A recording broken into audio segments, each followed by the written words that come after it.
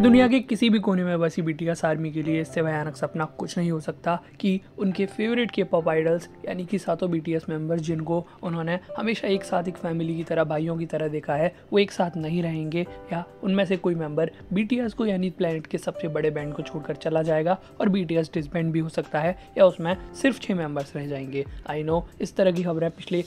1-2 सालों में कई बार देखी हैं कि बीटीएस मेंबर वी और जंगकुक को कंपनी अच्छे से ट्रीट नहीं कर रही, कुछ मेंबर्स अपना कॉन्ट्रैक्ट रिन्यू नहीं करेंगे, बीटीएस को, बिगिट को छोड़ देंगे। लेकिन पिछले कुछ टाइम से फैंस की ज़िंदगी में शांति थी क्योंकि इस तरह की खबरें नहीं आ रही थी। लेकिन आज सुबह से एक बार फिर इंटरनेट ब्रेक हुआ है जब से बीटीएस सुपरस्टार जॉन जंगकुक को लेकर ये खबर आई है कि जॉन जंगकुक बीटीएस और बिगिट को छोड़ सकते हैं क्योंकि हाल ही में उनके साथ कुछ ऐसा हुआ है जिसके बाद सुबह से जंगकुक लीव बीटीएस इंटरनेट पर ट्रेंड कर रहा है। और जिन लोगों को अब भी पूरी कहानी समझ नहीं आई उन्हें बता दूं कि एक बार फिर जंगकुक के बीटीएस को हाइब को लीव करने का कारण कोई और नहीं बल्कि खुद उनकी कंपनी हाइब है, जिसने एक बार फिर जंगकुक को इंसल्ट किया है, डिसरिस्पेक्ट किया है, उनके साथ भेदभाव किया है, जिसकी वजह से फिर से बीटीएस आर्मी नाराज़ है, आग बबूला है। और ये सारी कहानी स्टार्ट हुई आज 26 फरवरी को जब बीटीएस के ऑफिशियल नेवर अकाउंट पर बिगिट द्वारा एक आर्टिकल पोस्ट किया गया था जिसमें बीटीएस के 2024 के सेकंड हाफ में अचीवमेंट्स को बताया गया था कि किस तरह बीटीएस मेंबर्स ने 2024 के सेकंड हाफ में स्पॉटिफाई पर